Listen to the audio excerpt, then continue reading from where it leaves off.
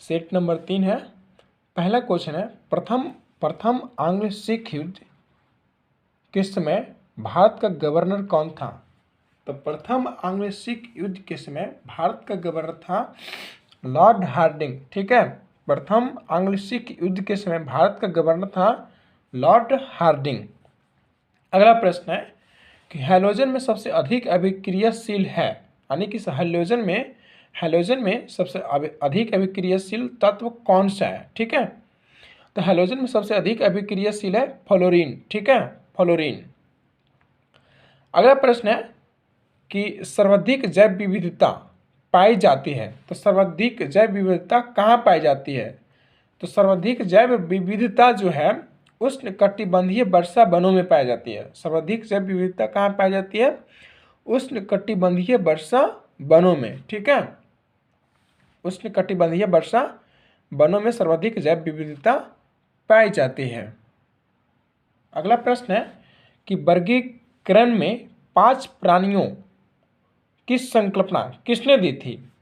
यानी वर्गीकरण में 5 प्राणियों, 5 जगत प्राणियों या 5 प्रजातियों, वर्गीकरण में 5 प्रजातियों की संकल्पना किसने दी थी? या वर्गीकरण में 5 जगत प्रजातियों की संकल्पना किसने दी थी? तो ये दिया था रॉबर्ट बिहेक्टर ने। रॉबर्ट बिहेक्टर। ठीक है, बिहेक्टर, वीटेकर, रॉबर्ट बीटेकर। वर्गीकरण में 5 प्रजातियों की संकल्पना किसने दी थी? रॉबर्ट विटेकर ने। ठीक है, निम्नलिखित में से किस महिला ने भारतीय तिरंगा सबसे पहले फहराया था? इन ऑप्शन चारों में से बताना है कि निम्नलिखित में से किस महिला ने भारतीय तिरंगा सबसे पहले फहराया था। तो सबसे पहले भारतीय तिरंगा फहराया था भिखाजी कामा ने। ऑप्शन नंबर बी, मैडम, जिसको कहते हैं मैडम भिखाजी कामा भी। ठीक है, ये सबसे पहले भारतीय तिरंगा को फहराई थी। ठीक है, और कहाँ फहराई थी? स्टुअर्टगार्ट में। ठीक है, मैडम भिखाजी कामा ने सबसे पहले तिरंगा ध्वज को फहराया था। ठीक है, मैडम भिखाजी कामा ने, और कहाँ फहराया था? स्टुअर्टगार्ट में। अगला प्रश्न है 6 नंबर कि रजत क्रांति निम्न में से किससे संबंधित है? ठीक है, रजत क्रांति निम्न में से किससे संबंधित है? तो रजत क्रांति अंडा उत्पादन से संबंधित है। ठीक है, रजत क्रांति किससे संबंधित है? अंडा उत्पादन से, मत्स्य उत्पादन से नहीं, उर्वरक उत्पादन से नहीं, तिलहन उत्पादन से नहीं, तो है किससे रजत क्रांति संबंधित? तो रजत क्रांति अंडा उत्पादन से संबंधित है। ठीक है, रक्त के थक्के जमने की प्रक्रिया को क्या कहा जाता है? तो रक्त के थक्के जमने की प्रक्रिया को क्या कहा जाता है? कोएगुलेशन प्रक्रिया कहा जाता है। रक्त जो जम जाता है उस जमने की प्रक्रिया को क्या कहता है? क्या कहा जाता है? कोएगुलेशन प्रक्रिया के अंतर्गत रक्त का थक्का जमना होता है। ठीक है, या रक्त का थक्का हो जाता है, या रक्त का थक्का जमना होता है, या रक्त जम जाता है।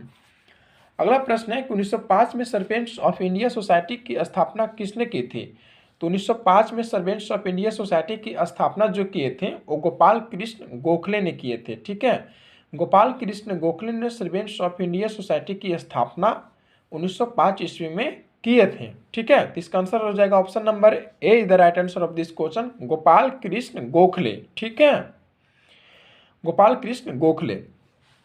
अगला प्रश्न है 9 नंबर कि किसे भारतीय परमाणु कार्यक्रम के जनक के रूप में भी जाना जाता है? किसे भारतीय परमाणु कार्यक्रम के जनक के रूप में जाना जाता है?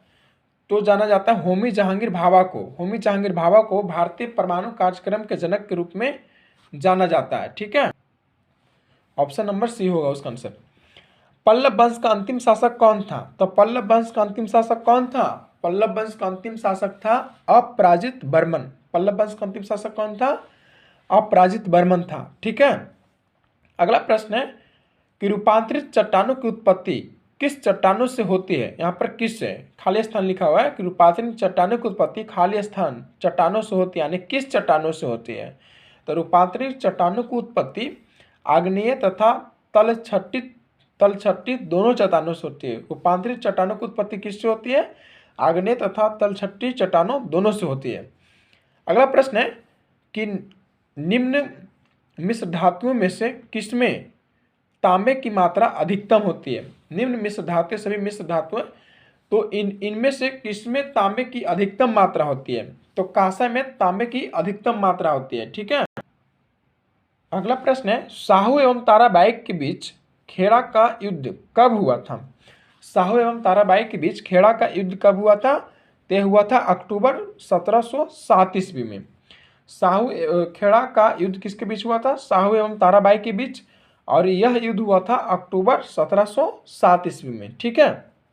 अगला प्रश्न देखिए 14 नंबर प्रश्न है कि निम्नलिखित पर्वतों में से कौन राइन नदी के किनारे अवस्थित है। निम्नलिखित पर्वतों में से यानी ये चारों पर्वत के नाम है, इन चारों ऑप्शन में जो है पर्वत के नाम है, यानी इन चारों पर्वतों में से कौन जो है वो राइन नदी के किनारे स्थित है। राइन नदी के किनारे पर बसा हुआ पर्वत है। तो ब्लैक फॉरेस्ट पर्वत जो है और राइन नदी के किनारे है। ठीक है। राइन नदी के किनारे अवस्थित है। कौन सा पर्वत है। ब्लैक फॉरेस्ट पर्वत। ठीक है।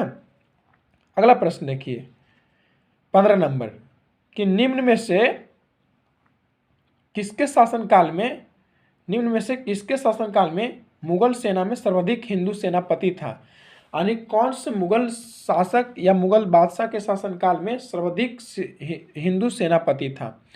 तो वो मुगल शासक था औरंगजेब जो मुगल बादशाह था उसके शासनकाल में सर्वाधिक हिंदू सेनापति था। ठीक है। तो इसका आंसर हो जाएगा ऑप्शन नंबर सी, औरंगजेब। ठीक है। औरंगजेब के शासनकाल में सर्वाधिक हिंदू सेनापति था। ठीक है। अगला प्रश्न है कि रिएक्टर पैमाने का उपयोग होता है। तो रिएक्टर पैमाने का उपयोग किस लिए होता है। भूकंप की तीव्रता मापने के लिए। भूकंप की तीव्रता को मापने के लिए रिएक्टर पैमाने का प्रयोग किया जाता है। इसका आंसर हो जाएगा भूकंप की तीव्रता। रिएक्टर पैमाने का उपयोग होता है मापने के लिए, यानी किसको मापने के लिए होता है। तो भूकंप की तीव्रता को मापने के लिए होता है। अगला प्रश्न है कि 1782 ईस्वी में प्रथम आंग्ल मराठा युद्ध किस संधि के द्वारा समाप्त हुआ था। प्रथम आंग्ल मराठा युद्ध जो समाप्त हुआ था उसके अंतर्गत कौन सी संधि हुई थी। तो उसके अंतर्गत सलबाई की संधि हुई थी। सलबाई की संधि के अंतर्गत प्रथम आंग्ल मराठा युद्ध को 1782 ईस्वी में समाप्त कर दिया गया था। ठीक है। यानी कि इसका आंसर हो जाएगा सलबाई की संधि। सलबाई की संधि के अंतर्गत 1782 ईस्वी में प्रथम आंग्ल मराठा युद्ध को समाप्त कर दिया गया था। ठीक है। अगला प्रश्न देखिए कि ज्वालामुखी पर्वत माउंट सेंट हेलेस कहाँ स्थित है। ज्वालामुखी पर्वत माउंट सेंट हेलेस कहाँ स्थित है। तो ज्वालामुखी पर्वत माउंट सेंट हेलेस आपको संयुक्त राज्य अमेरिका में अवस्थित है। ठीक है। या फिर संयुक्त राज्य अमेरिका में पड़ता है। ठीक है। कौन सा पर्वत। ज्वालामुखी पर्वत माउंट सेंट हेलेंस। अगला प्रश्न है प्रश्न नंबर ए है आपका 19 कि दिल्ली पर आक्रमण करने वाला प्रथम पेशवा कौन था। तो दिल्ली पर आक्रमण करने वाला प्रथम पेशवा था वो आपका बाजीराव प्रथम। ठीक है। दिल्ली पर आक्रमण करने वाला प्रथम पेशवा कौन था। बाजीराव प्रथम था। ठीक है। Option number B is the right answer of this question, Bajirao प्रथम। अगला प्रश्न देखिए 20 नंबर कि नाभिकीय विखंडन में ट्रिगर क्या है। तो नाभिकीय विखंडन में ट्रिगर आपको जो है नाभिकीय विखंडन में ट्रिगर न्यूट्रॉन है। नाभिकीय विखंडन में ट्रिगर क्या है। नाभिकीय विखंडन में ट्रिगर क्या है, न्यूट्रॉन है। ठीक है। Option number B is the right answer of this question, neutron. अगला प्रश्न है कि रिएक्टर पैमाने का उपयोग होता है। ये तो हो गया ना भूकंप को। प्रश्न है आपको कि नागरहोल राष्ट्रीय उद्यान किस राज्य में स्थित है। तो नागरहोल राष्ट्रीय उद्यान किस राज्य में स्थित है, कर्नाटक में स्थित है। ठीक है। नागरहोल राष्ट्रीय उद्यान कहाँ है, कर्नाटक राज्य में है। अगला प्रश्न है कि रक्त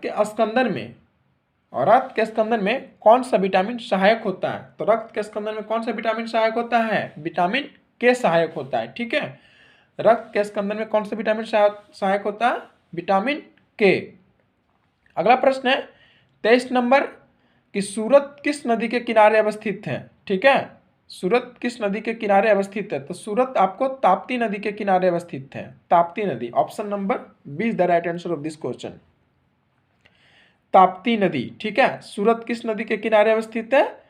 तो ताप्ती नदी के किनारे अवस्थित है। अगला प्रश्न है प्रश्न नंबर कौन 24 में है कि केंद्र में द्वैध शासन किस अधिनियम के अंतर्गत स्थापित किया गया था? तो केंद्र में द्वैध शासन की स्थापना भारत सरकार अधिनियम 1935 के अंतर्गत स्थापित किया गया था, ठीक है।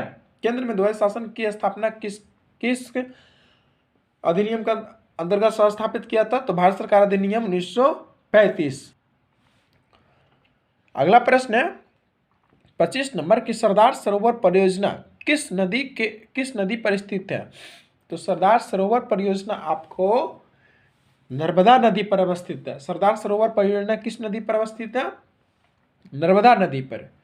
अगला प्रश्न है प्रश्न नंबर 26 कि टिंडल प्रभाव के खाली स्थान से संबंधित है, यानी कि टिंडल प्रभाव प्रकाश के किस परिघटना से संबंधित है? या टिंडल प्रभाव प्रकाश के किससे संबंधित है? तो टिंडल प्रभाव जो है प्रकाश के प्रकीर्णन से संबंधित है। Option number B is the right answer of this question, प्रकीर्णन, ठीक है।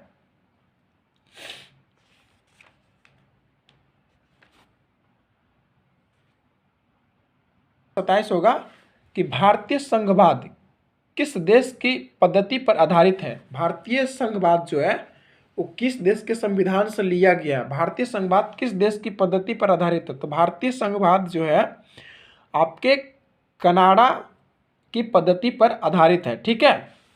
28 नंबर क्वेश्चन आपका है कि यूरोप की एक पर्वत श्रृंखला है, यानी यूरोप है आपका यूरोप महाद्वीप की एक पर्वत श्रृंखला कौन सी है? तो ये है आपका आल्पस पर्वत कौन से महाद्वीप में पड़ता है? यूरोप में पड़ता है, ठीक है। यूरोप की एक पर्वत श्रृंखला है जो कौन है? आल्पस पर्वत, ठीक है। अगला प्रश्न है 29 नंबर की वित्त विधेयकों के बारे में विशेष उपबंध किस अनुच्छेद के अंतर्गत किया गया है? वित्त विधेयकों के बारे में विशेष उपबंध किस अनुच्छेद के अंतर्गत किया गया है? तो आपका अनुच्छेद 117 के अंतर्गत किया गया है, ठीक है। इसका आंसर हो जाएगा ऑप्शन नंबर ए, अनुच्छेद 117। अगला प्रश्न है कि लार में पाए जाने वाले एंजाइम जो कि स्टार्च को ग्लूकोज में परिवर्तित करता है। तो लार में पाए जाने वाला एंजाइम जो कि स्टार्च को ग्लूकोज में परिवर्तित करता है वो आपका है माल्टेज जो है आपको लार में पाए जाने वाले एक एंजाइम है जो कि स्टार्च को ग्लूकोज में परिवर्तित करता है। इसका आंसर होगा ऑप्शन नंबर ए, माल्टेज, ठीक है। अगला प्रश्न देखिए 31 नंबर है कि प्रथम विश्व युद्ध के समय अमेरिका के राष्ट्रपति कौन थे? तो प्रथम विश्व युद्ध के समय अमेरिका के राष्ट्रपति थे वुडरो विल्सन, ठीक है। प्रथम विश्व युद्ध के समय अमेरिका के राष्ट्रपति कौन थे? वुडरो विल्सन थे, ठीक है। 32 नंबर प्रश्न है कि सेरीकल्चर किससे संबंधित है? तो सेरीकल्चर किससे संबंधित है? रेशम कीट पालन के अध्ययन से। Option number see the right answer of this question, रेशम कीट पालन का अध्ययन से संबंधित है सेरीकल्चर। अगला प्रश्न देखिए, किसी राज्य में विधान परिषद की स्थापना और समाप्ति का प्रावधान संविधान के किस अनुच्छेद में उल्लेखित है? किसी राज्य में विधान परिषद की स्थापना, किसी भी राज्य में विधान परिषद की स्थापना और समाप्ति का प्रावधान संविधान के किस अनुच्छेद में किया गया है या किस अनुच्छेद में उल्लेखित है? तो यह है आपका अनुच्छेद 169 के अंतर्गत किसी भी राज्य में विधान परिषद की स्थापना और समाप्ति का प्रावधान किया गया है, यानी ये अनुच्छेद 169 में किया गया है इसका प्रावधान। इसका आंसर होगा ऑप्शन नंबर डी, अनुच्छेद 169। एक कार बैटरी में प्रयुक्त विद्युत अपघट्ट होता है। तो एक कार बैटरी में प्रयुक्त विद्युत अपघट्ट जो होता है वो सल्फ्यूरिक अम्ल होता है, ठीक है। एक कार बैटरी में प्रयुक्त विद्युत अपघट्ट क्या होता है? सल्फ्यूरिक अम्ल। इसका आंसर हो जाएगा ऑप्शन नंबर बी, सल्फ्यूरिक अम्ल। अब अगला क्वेश्चन देखिए 35 नंबर की निम्न में से कौन राष्ट्रपति होने से पूर्व भारत के उपराष्ट्रपति पद पर आसीन नहीं रहा? इन चारों राष्ट्रपति हैं, तो भारत के कौन से ऐसे राष्ट्रपति जो थे जो कि राष्ट्रपति बनने से पहले उपराष्ट्रपति पद पर नहीं रहा? तो वो थे नीलम संजीवा रेड्डी थे, जो कि निर्विरोध चुने गए राष्ट्रपति थी। ये भारत के उपराष्ट्रपति पद पर आसीन नहीं रही, लेकिन डॉक्टर एस कर राधाकृष्णन रहे हैं, डॉक्टर जाकिर हुसैन रहा और आर वेंकट रमन, ये सभी रहे हैं। ठीक है, लेकिन नीलम संजीवा रेड्डी नहीं रही है। ठीक है, अगला प्रश्न देखिए। अगला प्रश्न कहता है कि प्राकृतिक बहुलक के उदाहरण निम्न में से कौन है। तो प्राकृतिक बहुलक के उदाहरण निम्न में से आपके हैं स्टार्च एवं ग्लूकोज। ठीक है, स्टार्च एवं इमाइलेज नहीं है, माल्टोस नहीं है, इनमें से कोई नहीं, तो ये इस आंसर नहीं होगा। प्राकृतिक बहुलक के जो उदाहरण है स्टार्च एवं सेलुलोज। और आइसोप्रीन जो भी है, आइसोप्रीन भी प्राकृतिक बहुलक के उदाहरण होते हैं। आइसोप्रीन भी प्राकृतिक बहुलक के उदाहरण होते हैं। ठीक है, तो इस यहाँ पर तो आइसोप्रीन नहीं दिया, यहाँ पर स्टार्च एवं सेलुलोज।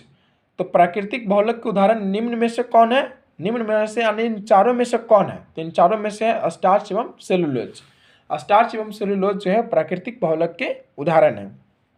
अगला प्रश्न देखिए 37 नंबर कि भारत सरकार में सर्वोच्च शासकीय अधिकारी कौन है या कौन होता है। तो भारत सरकार में सर्वोच्च शासकीय अधिकारी होता है भारत के मंत्रिमंडल सचिव। भारत के मंत्रिमंडल के जो सचिव होते हैं वो भारत सरकार में सबसे सर्वोच्च शासकीय अधिकारी होते हैं। ठीक है, यानी कि सबसे शक्तिशाली शासकीय शासक, सबसे शक्तिशाली अधिकारी होता है। कौन होता है, भारत के मंत्रिमंडल के सचिव होता है। तो इसका आंसर हो जाएगा ऑप्शन नंबर सी, भारत के मंत्रिमंडल सचिव। भारत सरकार में सर्वोच्च शासकीय अधिकारी होता है। ठीक है, बोमिंडला दर्रा भारत के किस राज्य में स्थित है। तो बोमिंडला दर्रा भारत के किस राज्य में स्थित है, अरुणाचल प्रदेश में है। ठीक है, बोमिंडला दर्रा भारत के किस राज्य में स्थित है, अरुणाचल प्रदेश में। इसका आंसर होगा option number B, Arunachal Pradesh.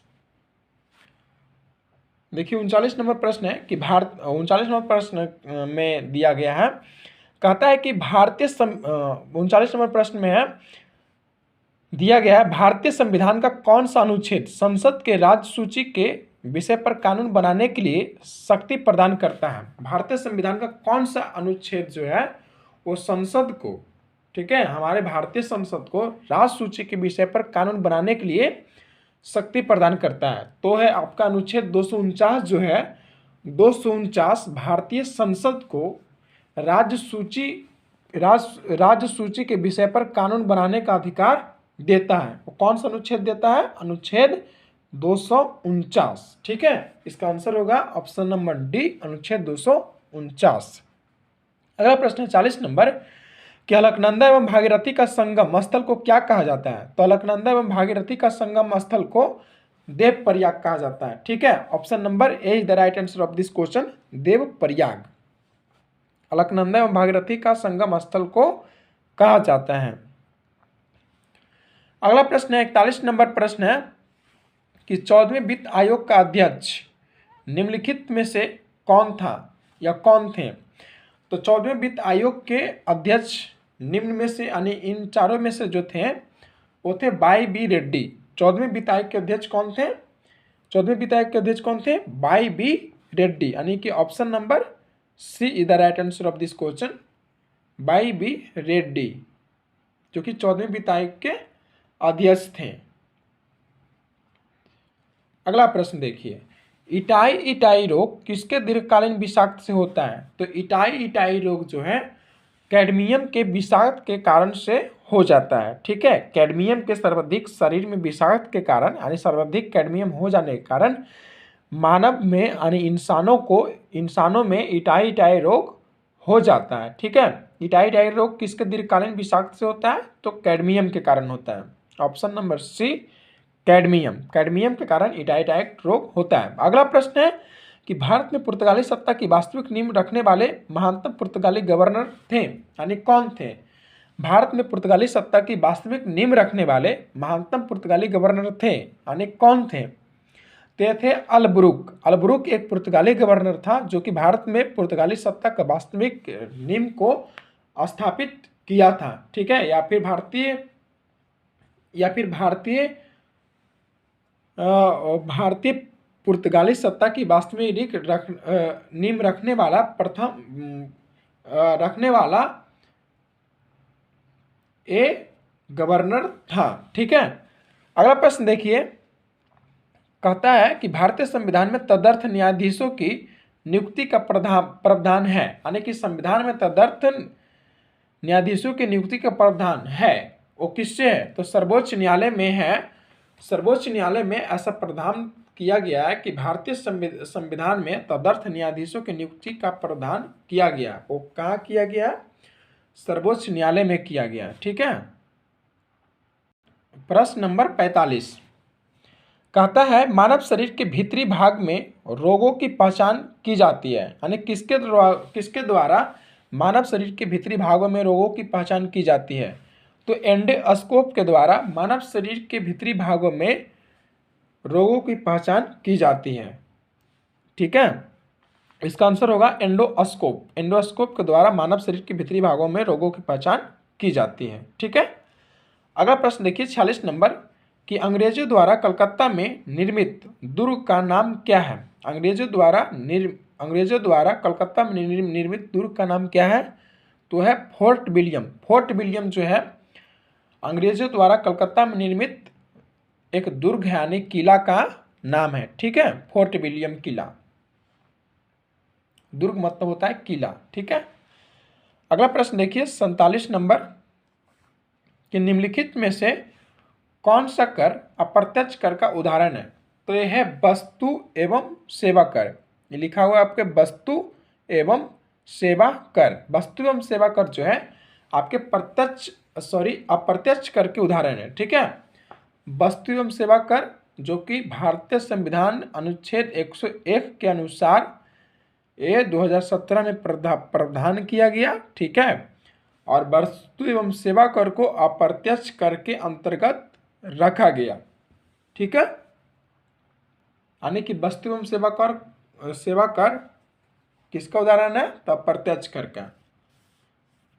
अप्रत्यक्ष कर के उदाहरण कौन सा कर है? तो वस्तु एवं सेवा कर, इन चारों में से। अगला प्रश्न है 48 नंबर कि भारत के भुगतान संतुलन को किसके द्वारा ठीक किया जा सकता है?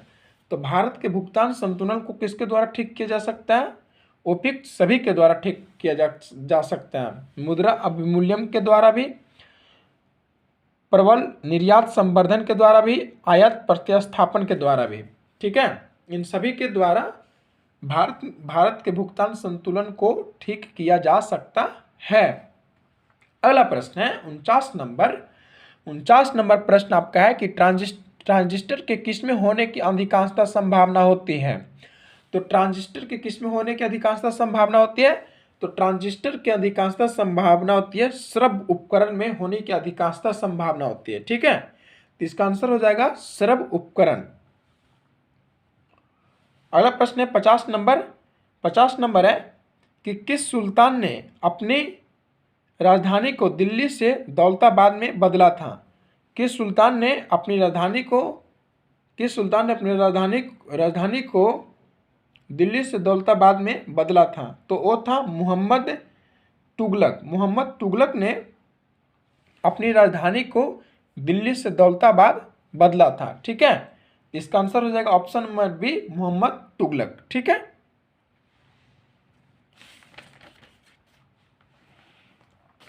अगला प्रश्न देखिए, आप अगला प्रश्न मिलान करने वाला है। निम्नलिखित भूतापीय ऊर्जा का मिलान कीजिए, ठीक है। कौन सा भूतापीय ऊर्जा, ठीक है, एनटीपीसी प्लांट कहाँ है उसको मिलान करना है। तो देखिए आपको सिंगरौली जो है, सिंगरौली भूतापीय ऊर्जा, सिंगरौली भूतापीय ऊर्जा जो है आपके उत्तर प्रदेश में है। खरगोन भूतापीय ऊर्जा आपके मध्य प्रदेश में है। कोरबा भूतापीय ऊर्जा छत्तीसगढ़ में है। और सिम्हाद्री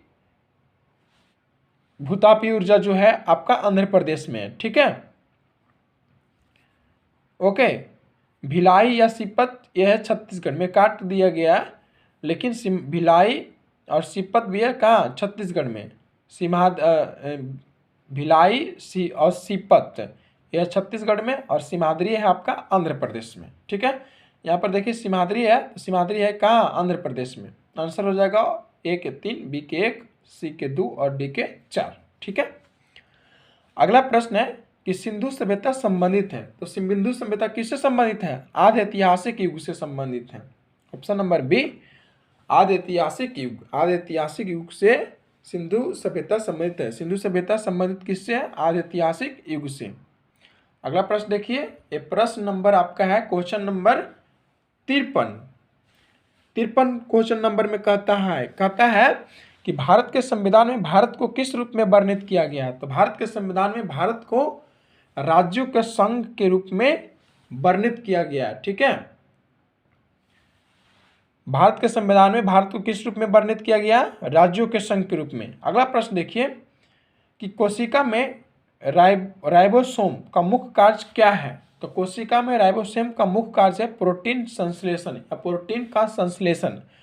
कोशिका में राइबोसोम का मुख्य कार्य क्या है, प्रोटीन का संश्लेषण। ठीक है, अगला प्रश्न देखिए कि नाबार्ड क्या है। तो नाबार्ड आपका कृषि सहायक संस्था है। ठीक है, एक कृषि ऋण देने वाली एक संस्था है जो कि नाबार्ड है। ठीक है, और नाबार्ड की स्थापना कब हुआ था, 1982 ईस्वी। नाबार्ड की स्थापना कब हुआ था, 1982 ईस्वी में। अगला प्रश्न देखिए, प्रश्न नंबर 56 है कि भारतीय संविधान में कितने प्रकार के रिट का उल्लेख किया गया है। तो भारतीय संविधान में उच्च न्यायालय या सर्वोच्च न्यायालय 5 प्रकार के रिट जारी कर सकता है। ठीक है, तो भारतीय संविधान में कितने प्रकार के रिट का उल्लेख किया गया, तो 5। ठीक है, ऑप्शन नंबर डी 5। ओके, अगला प्रश्न है 57 नंबर कि पुष्कर मेला भारत के किस राज्य में मनाया जाता है। तो पुष्कर मेला भारत के किस राज्य में मनाया जाता है, राजस्थान में मनाया जाता है। Option number D is the right answer of this question. Pushkar मेला भारत किस राज्य में मनाया जाता है, राजस्थान में।